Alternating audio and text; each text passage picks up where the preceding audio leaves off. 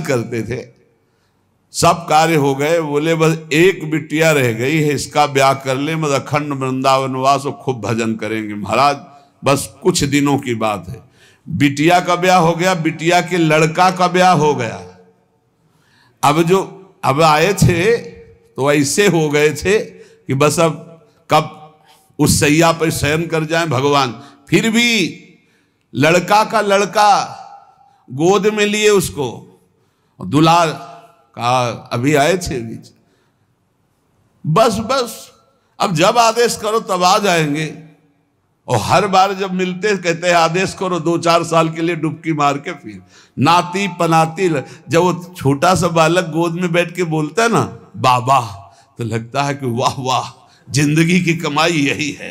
तोतरी बोली में जब बोलता है ना वाह वाह बाबा, तो बाबा समझते हैं ये कह रहा वाह वाह, जिंदगी की कमाई प्राप्त कर।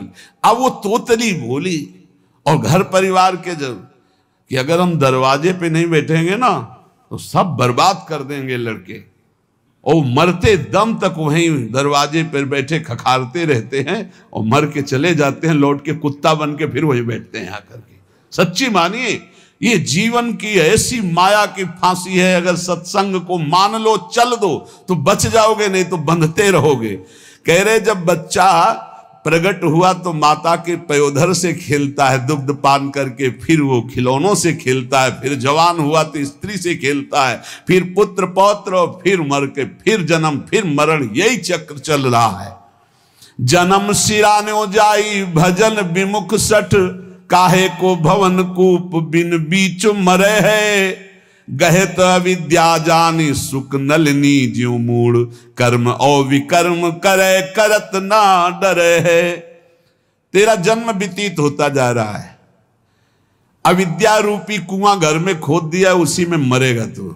ये मेरी पत्नी, मेरा पुत्र, मेरा मेरा मेरा, बोले ऐसी अविद्या बांधे हुई है जैसे नलिनी में सुख बंध जाता है। वो जैसे पंखा घुमाते हैं ना, एक पोला होता है, ऐसे रस्सी में कई पोले डाल दिए जाते हैं, उनमें लाशा लगाकर चारा दाना रख दिया जाता है, तोता आता है ऐसे बैठता है, वो फौरन घूम जाता है वजन पड़ते ही। अब वो समझ गया कि मैं बंध गया, अब वो और जोर से पकड़ लेता है उसको। कुछ नहीं है, वो उड़ जाए, लेकिन वो उड़ता नहीं, फड़फड़ा करके पंजे से जोर से पकड़ लेता है क्योंकि उल्टा हो जाता है। अब वो सोचता है अगर मैंने छोड़ा तो मर गया, अगर छोड़ दे तो मुक्त हो जाए। ऐसे ही पुत्र की आसक्ति, बहू की आसक्ति, कैसे तुम्हें बतावें। जिसने जीवन में भगवान को से अपनापन नहीं किया, बुढ़ापे में नहीं कर सकता। बुढ़ापे में बहू याद आती है, लड़का की बहू, और बच्चे याद आते हैं, वो कैसे बोल रही थी, बस यही चिंतन चलता रहे, वो लड़का कैसे बोल रहा था।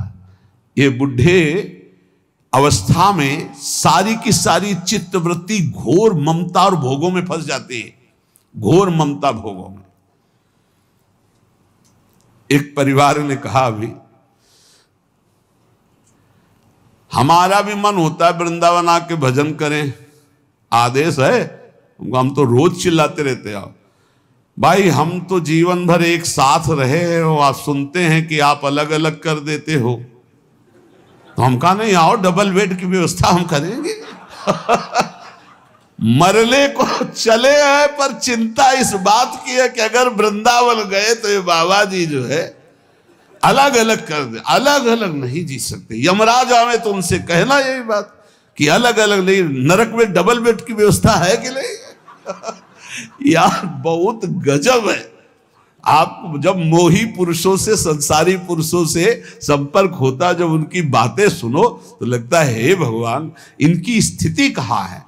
श्री सुंदरदास जी कह रहे हैं, गहे तो अविद्या जान सुख नलनी जो मूड, कर्म विकर्म करे करत ना डरे है।